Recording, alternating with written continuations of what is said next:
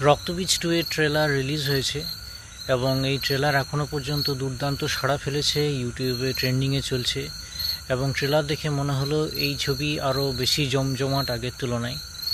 আগের মুনির আলম চরিত্রটি যেটি অঙ্কুশ করেছেন একটি গানেই সীমাবদ্ধ ছিল, গোবিন্দ দাঁত মাজানা। এখানে এই রক্তবীজ 2 ছবিতে তার চরিত্রটি আরও এক্সটেন্ডেড করে দেখানো হয়েছে, তার প্রেম পর্ব রয়েছে এবং কিভাবে সে সন্ত্রাসবাদী হয়ে উঠল তারও একটা ফ্ল্যাশব্যাক স্টোরি রয়েছে বলে মনে হলো।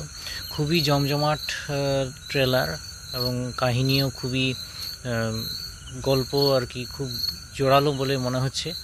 তো আশা করছি এবার পুজোতে রক্তবীজ 2 খুব ভালো ফল করবে। ছবিতে পুরনো অভিনেতা অভিনেত্রীরা রয়েছেন, কাঞ্চন মল্লিক, আবির, মিমি সহ ভিক্টর ব্যানার্জি এবং অনুষ্কা মজুমদার। এখানে আবির ও মিমির প্রেমও দেখানো হয়েছে।